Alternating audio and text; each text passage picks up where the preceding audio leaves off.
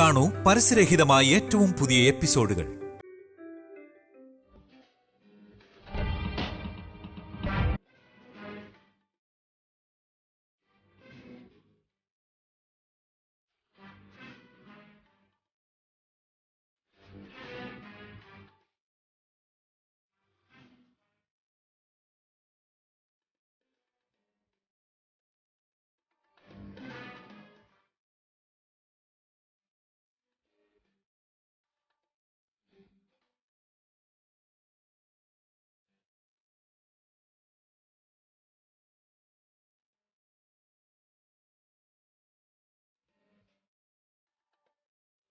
അമാവാസി നാളിൽ നമ്മുടെ ജോലി പൂർത്തിയാകും. കാലകേയന്മാരെ പറഞ്ഞു വിട്ടു, ഒന്നും നടന്നില്ല. അത് കഴിഞ്ഞ് അളിയന്റെ മോളെ അയച്ചു, അതും പാളിപ്പോയി. ഏലസ് കെട്ടി, അതാണെങ്കിൽ തറ ഇവിടെ കത്തി എരിഞ്ഞ് ചാരമായി പോയി. ആ ഏലസ് കെട്ടിക്കൊടുത്തത് ആരാണെന്ന് എന്റെ വീട്ടിലുള്ളവർ ആരെങ്കിലും ചോദിച്ചാ ആ ഭവാനി എന്റെ പേരെങ്ങാനും പറയുവോ, അതറിഞ്ഞിട്ട് എന്റെ അളിയ എന്നെ തല്ലിക്കൊല്ലുവോ എന്നൊക്കെ ആലോചിച്ച് പേടിച്ച് ജീവിക്കുക ഞാൻ.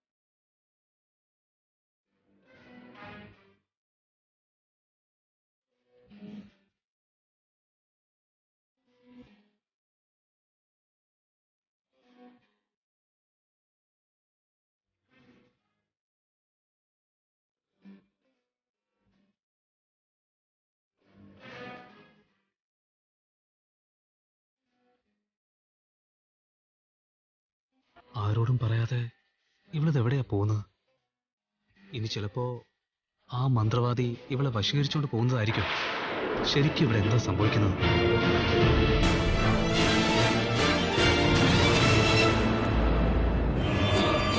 നിന്റെ അളിയന്റെ മകൾക്ക് ഞാൻ കെട്ടിയത് സാധാരണ ഏലസല്ല, അതിശക്തമായ ഗരുഡബന്ധം. ഗരുഡബന്ധം അങ്ങനെ തന്നെ ഭസ്മമായി പോയെങ്കിൽ എന്റെ ശക്തിയെ ഇല്ലാതാക്കാൻ കഴിയുന്ന ഏതോ അദൃശ്യമായ ശക്തി അവിടെ ഉണ്ടെന്നാണ് അർത്ഥം. ആ ശക്തി എന്താണെന്ന് തിരിച്ചറിയണം. ആ ശക്തിയെ എതിർക്കാൻ കഴിയുന്ന അതിശക്തമായ മറ്റൊരു ഏലസ് ജപിച്ചെടുത്ത് എന്റെ അളിയന്റെ മകളുടെ കയ്യിൽ കെട്ടി ആ ക്ഷേത്രത്തിലേക്ക് ഞാൻ അവളെ അയച്ചിരിക്കും.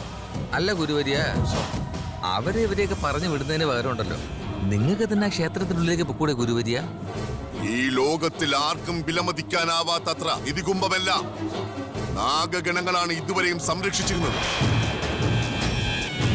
ഞങ്ങളെപ്പോലുള്ള ആളുകളുടെ കയ്യിൽ അത് കിട്ടാൻ പാടില്ല എന്നുള്ളത് കൊണ്ടാണ് വളരെ പ്രഗത്ഭന്മാരായ സിദ്ധന്മാർ അവരുടെ മന്ത്രശക്തി കൊണ്ട് നാഗബന്ധനം ചെയ്തു വച്ചിരിക്കുന്നത്. ആ ക്ഷേത്രത്തിലെ വിലമതിക്കാനാവാത്ത നിധിയെല്ലാം സംരക്ഷിക്കുന്നത് ആരാന്ന് വെച്ചാൽ ആ നാഗങ്ങളാണ്. ആദ്യം ആ നാഗങ്ങളുടെ ശക്തി എന്താണെന്ന് മനസ്സിലാക്കി കഴിഞ്ഞാൽ അതിനുശേഷം ഞാൻ എന്താണ് ചെയ്യാൻ പോകുന്നത് നീ കണ്ടോളൂ.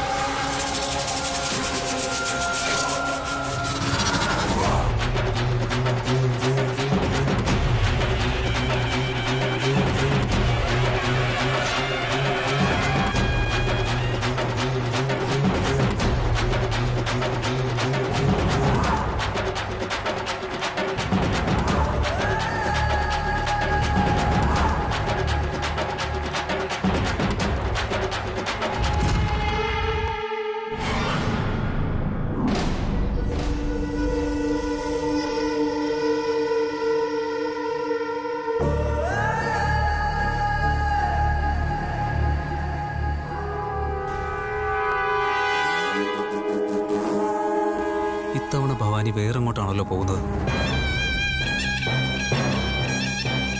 വീണ്ടും ആപത്തിലേക്കാ പോകുന്നതെന്നാ തോന്നുന്നത്.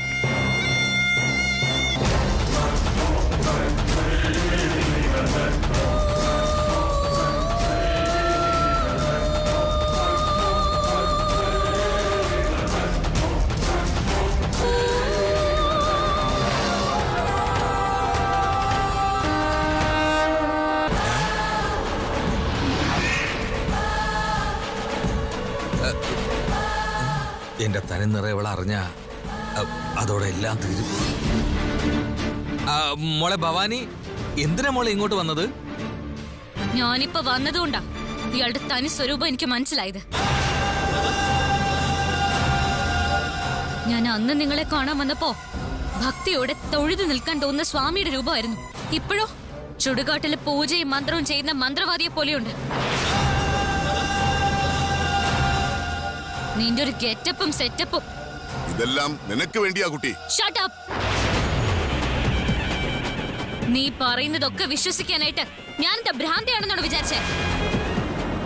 നിന്റെ ഏട്ടന് എന്താ സംഭവിച്ചെന്ന് അറിയാൻ വേണ്ടി മാത്രം ഞാൻ അമേരിക്കയിൽ നിന്ന് ഈ നാട്ടിലേക്ക് തിരിച്ചു വന്നത്. നീ വലിയ സ്വാമിജി ആയതുകൊണ്ട് ഇയാൾ എന്തൊക്കെയോ ചെയ്യുമെന്ന് എന്റെ മാമൻ പറഞ്ഞതുകൊണ്ട് മാത്രം ഇയാൾ എന്നെ സഹായിക്കുന്ന വിശ്വാസത്തിൽ ഞാൻ ഇങ്ങോട്ട് വന്നത്. ഏതോ ദുഷ്ടശക്തി എന്നെ ആവാഹിച്ചിട്ടുണ്ട്, അത് മാറ്റിത്തരാമെന്നും എന്റെ ഏട്ടനെ കണ്ടുപിടിക്കുന്നതിനായിട്ട് നിങ്ങളെ ഹെൽപ്പ് ചെയ്യാന്നൊക്കെ പറഞ്ഞ് എന്തൊക്കെ ബിൽഡപ്പ് ആയിരുന്നു അന്ന്. അത് വിശ്വസിച്ച് ഞാൻ ആ ഏലസും കിട്ടി. ആ ഏലസിന് വളരെ മഹിമയുണ്ടെന്നാ പറഞ്ഞത്. ആ മഹിമ കൊണ്ട് ആ ക്ഷേത്രത്തിന്റെ രഹസ്യം അറിയാമെന്നും നിങ്ങൾ പറഞ്ഞു. ആ രഹസ്യം അറിഞ്ഞാലേ എന്റെ ഏട്ടനെ കുറിച്ച് അറിയാൻ പറ്റുള്ളൂന്നും അങ്ങനെ എന്തൊക്കെ കെട്ടുകഥകളാ നിങ്ങൾ പറഞ്ഞത്. നിങ്ങൾ കെട്ടിത്തന്ന ആ ഏലസും കൊണ്ട് എന്റെ പൂജാമുറിയിലേക്ക് പോലും എനിക്ക് പ്രവേശിക്കാൻ കഴിഞ്ഞില്ല. അങ്ങനെയുള്ളപ്പോ ഞാൻ എങ്ങനെയാ ആ ക്ഷേത്രത്തിലേക്ക് കയറുന്നത്? അതിലെന്തെങ്കിലും മഹിമയുണ്ടെങ്കിലല്ലേ? നിങ്ങൾ പറഞ്ഞതെല്ലാം വെറും കള്ളം മാത്രം. നിങ്ങളെയും നിങ്ങളുടെ ഈ വേഷവും കാണുമ്പോ നീ വെറും ഒരു ദ്രോഹിയാണെന്ന് നന്നായി മനസ്സിലാവുന്നുണ്ട്. നിനക്ക് ശക്തിയും മഹിമയും ഒന്നും തന്നെ ഇല്ല. ഇതുപോലെയൊക്കെ അഭിനയിച്ച് എന്നെ പോലുള്ള ആളുകളെയൊക്കെ പറ്റിച്ച്. നിർത്തുന്നുണ്ടോ നീ? നിന്നെ ആക്രമിച്ച ശക്തിയെ ഇല്ലാതാക്കാൻ വേണ്ടിയാണ് നിനക്ക് ഞാൻ ആ ഏലസ് കെട്ടിത്തന്നത്. ആ ശക്തിയെ ഞാൻ തടഞ്ഞതുകൊണ്ടുള്ള ദേഷ്യത്തിൽ അതിനേക്കാളും ഇരട്ടി ശക്തി കൊണ്ട് നിന്നെ അവർ ബന്ധിച്ചിരിക്കുകയാണ്. ആ സത്യം നീ മനസ്സിലാക്കിയിരിക്കണം. ഇതുപോലുള്ള കെട്ടുകഥകൾ പറഞ്ഞ് പറ്റിക്കുന്നതാ നിങ്ങളെ പോലുള്ളവരുടെയൊക്കെ ജോലി. ഞാൻ ചെയ്യുന്നത് മോശം പ്രവൃത്തിയല്ല, നിന്നെ സഹായിക്കുകയാണ് ചെയ്തത്. ഈ തലയോട്ടിയൊക്കെ ഉപയോഗിച്ച് പൂജ ചെയ്യുന്നത് സഹായാണെന്നാണോ? ഞാൻ പൂജ ചെയ്തത് കൊണ്ട് മാത്രമാണ് നീ ഇപ്പൊ ജീവനോടെ ഇരിക്കുന്നത്. ഇല്ലെങ്കിലുണ്ടല്ലോ ആ ഏലസ് കത്തിച്ചാമ്പലായതുപോലെ ആ ദുഷ്ടശക്തികൾ നിന്നെയും കത്തിച്ച് ചാമ്പലാക്കുമായിരുന്നു. ഞാൻ പറഞ്ഞത് കെട്ടുകഥയാണോ സത്യമാണോ എന്ന് നിന്റെ കണ്ണുകൊണ്ട് തന്നെ നീ കണ്ടു നോക്ക്. നടന്നു കഴിഞ്ഞത് മരണം, ദൃശ്യം ഇപ്പോൾ തന്നെ തെളിയട്ടെ.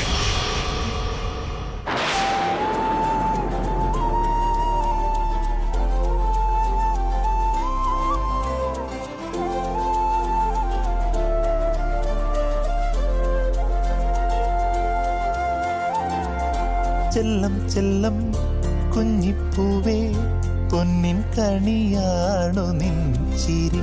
കണ്ണും നട്ടേ പെങ്ങൾ പൂവേ, കാത്തുവച്ചു നിന്നെ എന്നുമേ.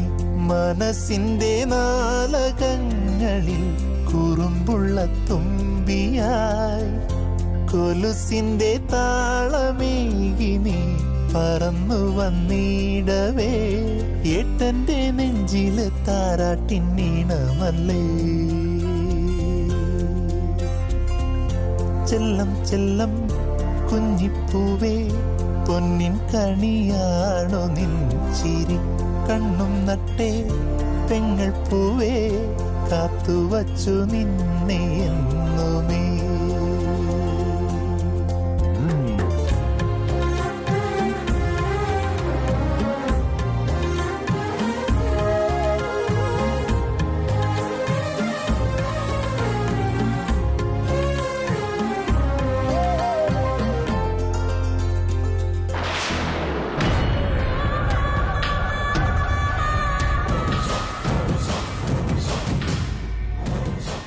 എന്തു പറയുന്നു? എനിക്ക് മഹിമയും ശക്തിയും ഉണ്ടായിരുന്നില്ലെങ്കിൽ നിങ്ങൾ സഹോദരങ്ങളുടെ സ്നേഹത്തെ നിന്റെ കൺമുന്നിൽ എനിക്ക് എങ്ങനെ കാണിച്ചു തരാൻ കഴിയുമായിരുന്നു? മുള്ളിനെ മുള്ളുകൊണ്ട് തന്നെ എടുക്കണം, വജ്രത്തിന് വജ്രം കൊണ്ട് തന്നെ മുറിക്കണം. അതുകൊണ്ടാണ് നിന്നെ വശീകരിക്കാൻ ആഗ്രഹിക്കുന്ന ആ ദുഷ്ടശക്തിയുടെ പ്രവൃത്തികളെ നിർത്താൻ വേണ്ടിയാണ് ഞാൻ കഠിനമായി പൂജ ചെയ്തുകൊണ്ടിരിക്കുന്നത്. മനസ്സിലായോ നിനക്ക്? നിന്റെ ചേട്ടൻ ജീവനോടെ ഇരിപ്പുണ്ടോ ഇല്ലെന്ന് അറിയണമെങ്കിൽ ആ ക്ഷേത്രത്തിനുള്ളിലെ രഹസ്യത്തെക്കുറിച്ച് നീ മനസ്സിലാക്കിയിരിക്കണം. അതിനെക്കുറിച്ച് നിനക്ക് അറിയണമെങ്കിൽ ഒരു ശക്തിക്കും നിന്നെ കീഴ്പ്പെടുത്താൻ കഴിയാത്ത വിധം അതിശക്തമായ ഒരു ഏലസ് ഞാനിപ്പോൾ നിന്റെ കയ്യിൽ കെട്ടാൻ പോവുകയാണ്.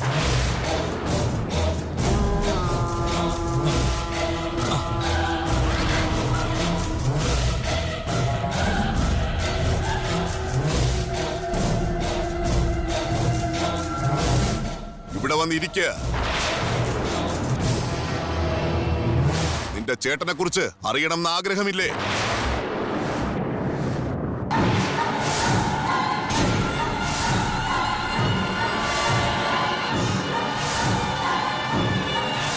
ശക്തി, മഹത്വം, ഇതിനെക്കുറിച്ചൊക്കെ നിനക്ക് അറിയണമെന്ന് അതിയായ ആഗ്രഹമുണ്ടെങ്കിൽ പൗർണമി അമാവാസി രാവുകളാണ് ഏറ്റവും ഉചിതമായിട്ടുള്ളത്. നിന്റെ ചേട്ടനെ കുറിച്ച് അറിയണമെന്നുണ്ടെങ്കിൽ വരാൻ പോകുന്ന അമാവാസി നാളിൽ നിന്നെ ഞാൻ ക്ഷേത്രത്തിലേക്ക് അയക്കും.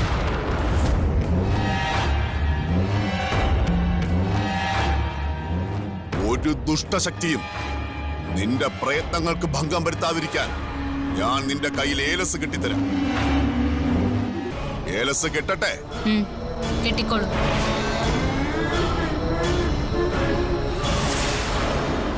എന്നെ ഇവിടെ കണ്ടപ്പോ അവർക്ക് എല്ലാ കാര്യങ്ങളും മനസ്സിലായെന്നാ ഞാൻ വിചാരിച്ചത്.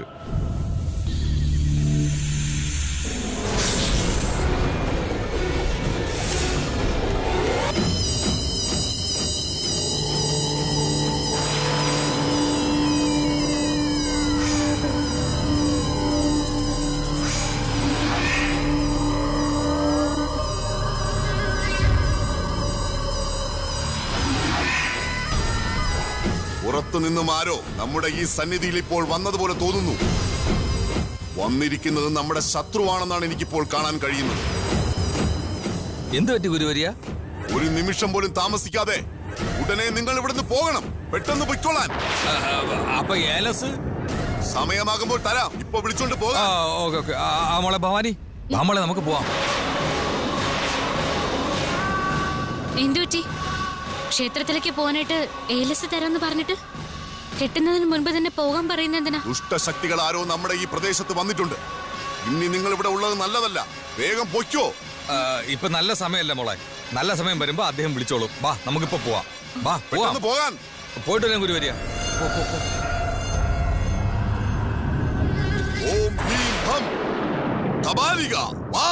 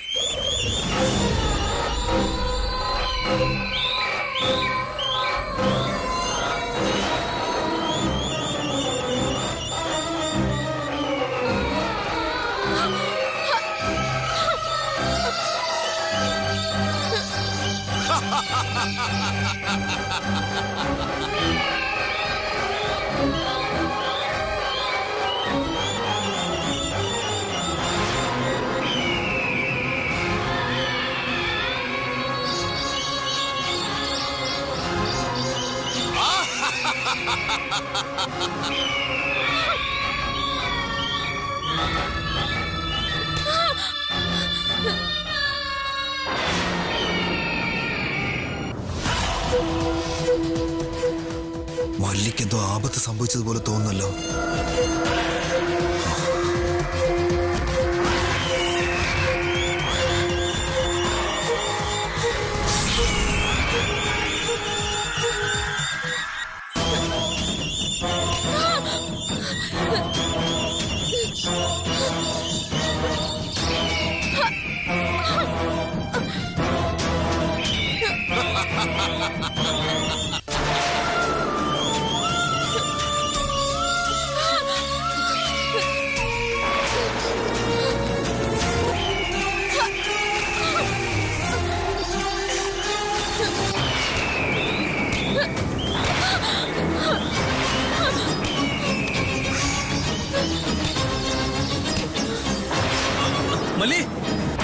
മലി മലി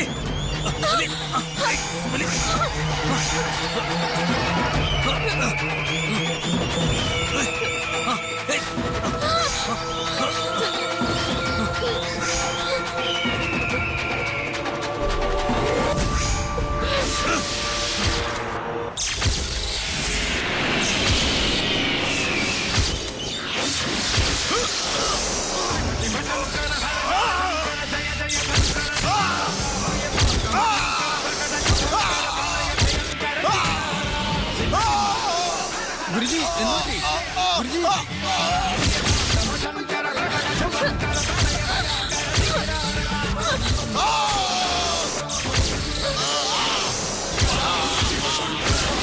മലി മലി കണ്ണു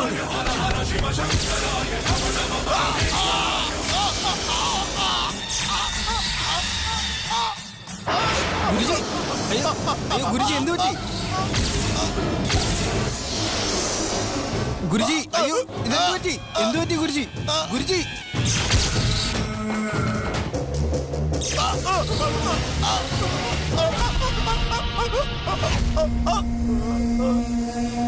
മലി പതുക്കെ പതുക്കെ പതുക്കെ നിനക്കൊന്നും പറ്റിയില്ലല്ലോ അല്ലേ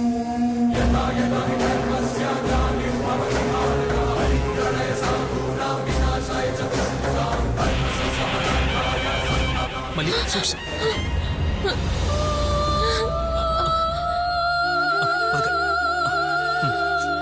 ഇവിടെ ഇരിക്കും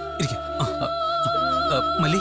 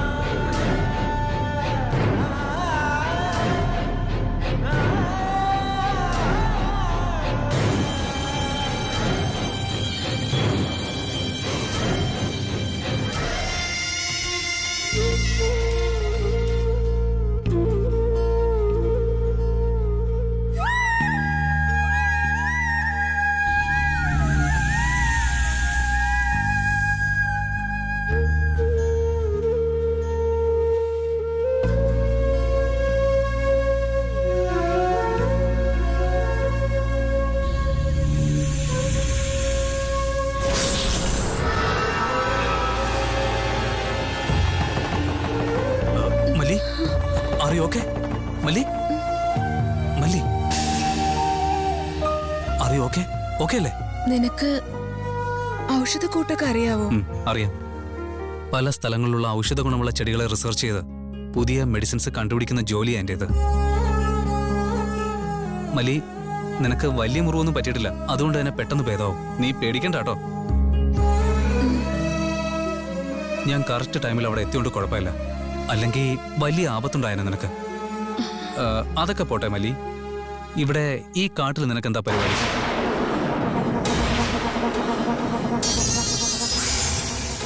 പറയും മല്ലി അതെന്താന്ന് വെച്ചാ ഭവാനി ഒറ്റയ്ക്ക് ഇങ്ങോട്ട് പോകുന്നത് ഞാൻ കണ്ടു ഒറ്റയ്ക്ക് പോകുന്നത് കൊണ്ട് കൂട്ടിന് പോവാന്ന് കരുതിയതാ ഞാൻ പെട്ടെന്ന് ഭവാനി എങ്ങോട്ടാ പോയെന്ന് കണ്ടില്ല എങ്ങോട്ടാ പോയതെന്ന് ഞാൻ അന്വേഷിച്ചു വന്നപ്പോഴാ ആ ഗരുഡക്കൂട്ടം വന്ന് എന്നെ ഉപദ്രവിക്കാൻ തുടങ്ങിയത് ഗരുഡന്റെ കൂട്ടം അങ്ങനെ മനുഷ്യന്മാരെ ആക്രമിക്കാറില്ലല്ലോ അങ്ങനെയുള്ളപ്പോ അവ നിന്നെ എന്തിനാ കൊത്താൻ വന്നത്